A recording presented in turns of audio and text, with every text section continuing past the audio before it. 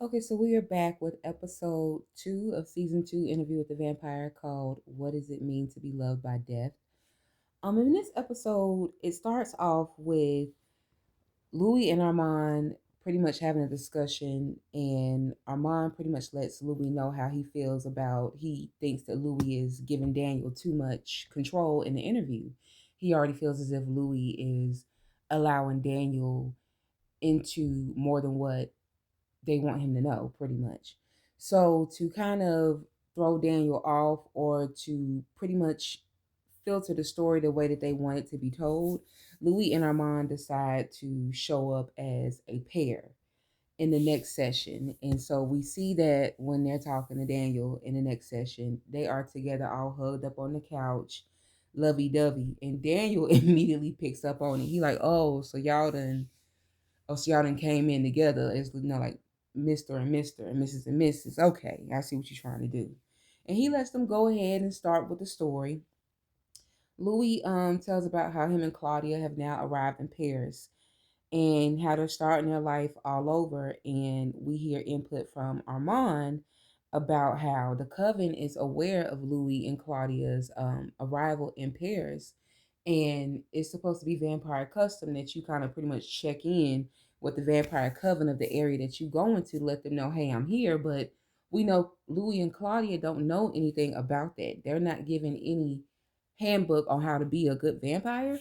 So they just going about their business like, they done moved to a new city, and pretty much we see the vampire coven trying to figure out who Claudia and Louis are in their relationship because it doesn't come off as romantic. So they're like, well, maybe they're family, and they see that Louis really fancies himself with doing human things like going to the park, going to the cafes, taking pictures.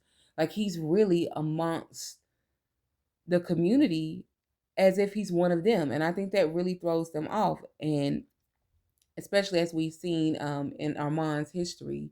I don't know if we touched on it yet, but we'll see in Armand's history, the backstory where that traditionally was not allowed for the coven to just go out and be about with the community. That was a no. So with that being in place, they're doing hobbies and things like that. Claudia's trying to figure out, hey, do you even enjoy this life? Because what would your life be without me or Lestat? Because Claudia is still she still has a void in her, trying to find that. And she is still pretty much unhappy, and Louis seems to be content in what they're doing. Claudia does approach a seamstress, and she ends up buying a silk dress from this lady. And we can see that the lady is pretty intrigued by Claudia. I think just how Claudia looks. And we have to remember that Claudia is supposed to look childlike, but we know that she presents, even her demeanor, how she speaks, is as a woman. So I'm pretty sure that throws the lady off. But she buys a silk dress even after the lady's like, you can't fit this. And she gives her money and jewelry with blood on it. Like, okay, that won't be suspicious. And pretty much like, hey, alter it for me and I will fit it.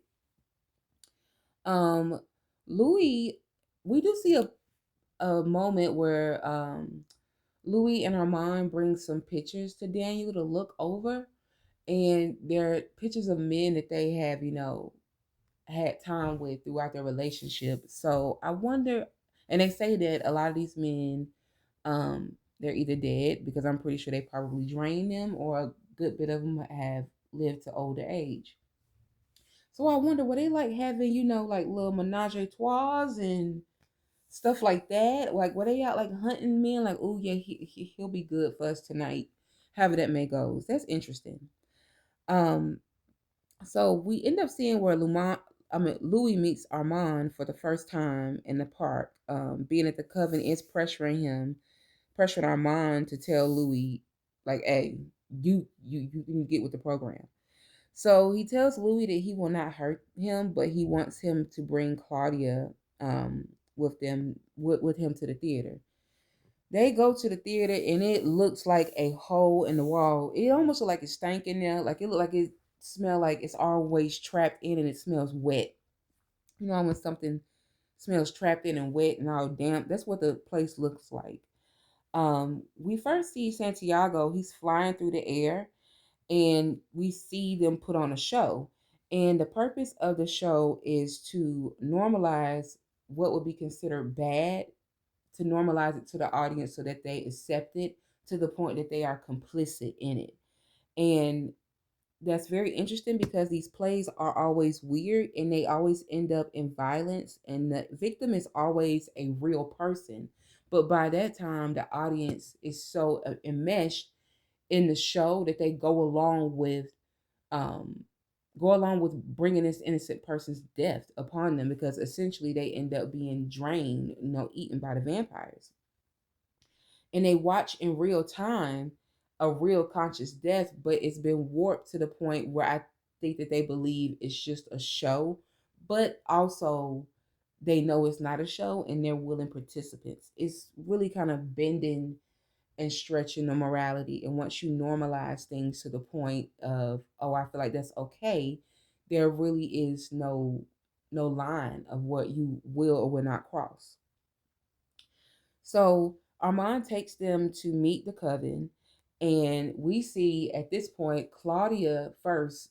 First, Claudia recognizes it. Lestat's picture on the wall, and she asked him, "Who is this? Who is that handsome fella?" And they were like, "Oh, he was one of the originators, or pretty much one of the original co-founders of the Theater des Vampires. I think that's how you say it."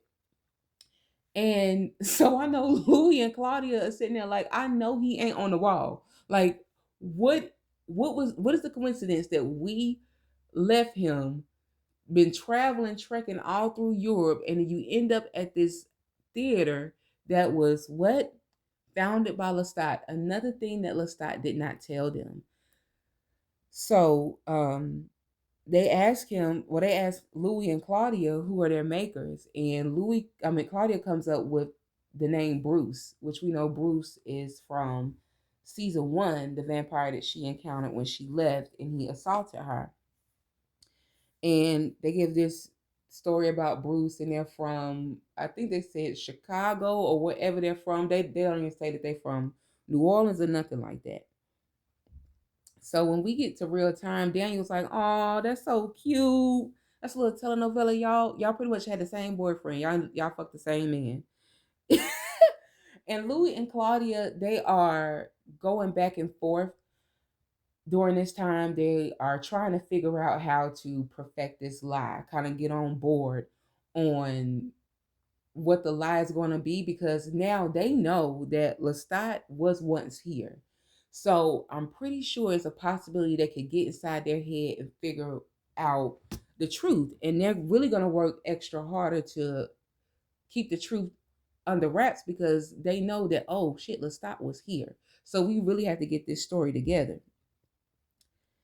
And so Claudia wants to go back to the coven because she actually enjoyed her time there. And she was like, the vampires there enjoy being vampires. They're not ashamed of being vampires. And Louis is apprehensive of it because he's like, I don't know. And what we start to see in season two, even in this episode, we see where Louis is kind of questioning what was going on, and he's not acting on it. Like, we see that he feels and he almost kind of knows that something is amiss. This is unsafe. Even though it looks like it on the surface, this is not somewhere where we should be. And it's like, why aren't you acting on it? Like, sometimes Louis just gives damsel in distress, and it can legit just get on your nerves. So being that they're both kind of paranoid about the coven finding out the truth about them and Lestat, Louis wants to make sure that Lestat, I guess, is dead for real. So he goes to the treasurer that Lestat used to work through with his money transfers. And he goes to check to see has Lestat reached out to him, and he told him that there was no interaction after, I think he said 1940, which would coincide with the time that they had the ball and the time that they ex Lestat. But he did say, the treasurer did tell him that there was something that Lestat did leave for him in the event that Louis did come, because the treasurer knows about Louis. So we see that Lestat has discussed um Louis with him in personal ways, almost kind of like, was you making a will to prepare for him? Like, in the event that I'm gone, I want my man to get all of this X, Y, and Z. So there was a letter that Lestat wrote. There was a letter that Lestat wrote, pretty much telling Louis that if he's reading this, they are separated, and not by death. They are separated by some other tragic event. And pretty much, even though he's not there, he's always there, close to him. The only thing separating them is a thin veil. But I will always feel you. I will always be pressed up against you, and pressed up against your longing, like your yearning for me. And he tells him that the people who did what they did to him, don't seek revenge on them. Let guilt eat away at them. And that is so interesting because it makes you think Lestat had to have been aware of Louis and Claudia's plot to take him out from season one. If he's reading this letter and it's saying what it's saying. And that means he went along with it, knowing what they had planned, but he thought that his plan was going to trump it, you know, beat beat out whatever they were going to do.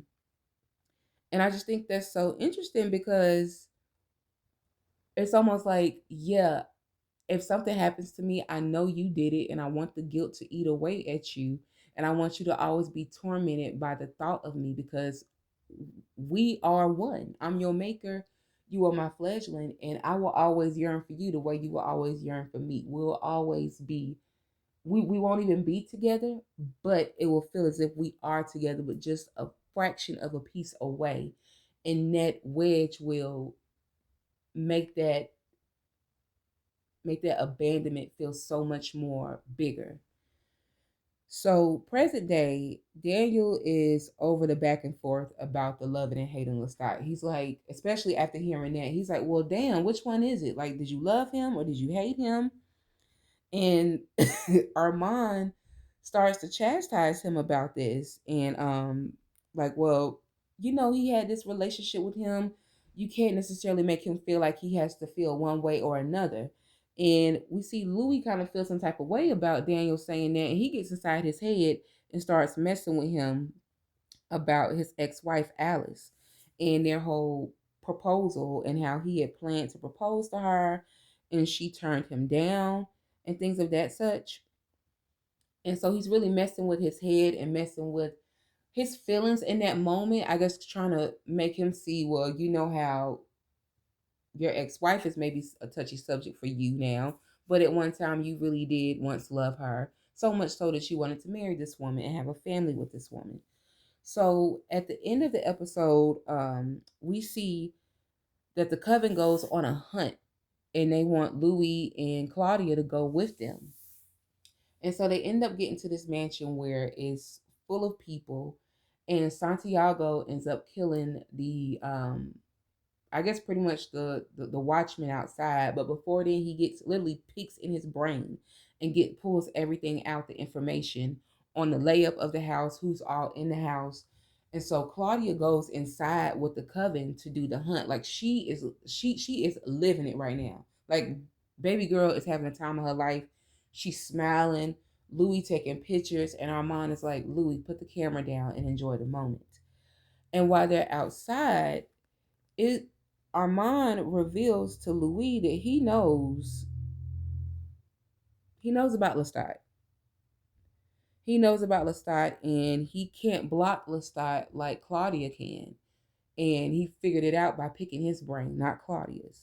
And he also tells him that he needs to learn how to shut his mind more when it comes to Lestat, and to not visit that treasurer again. So he already knows Louis visited the treasurer, inquiring about Lestat. And he also knows that Louis is trying to block Lestat out of his mind. And he's like, Claudia, I couldn't get in her head. Like, she legit blocked that fool out of her mind. You are like an open book, and I can read you like that. So stop it. And that pretty much ends episode 2. And we'll be back for episode 3. Like, share, subscribe. If you have any comments, put it down in the comments and we'll chit chat about that. Bye.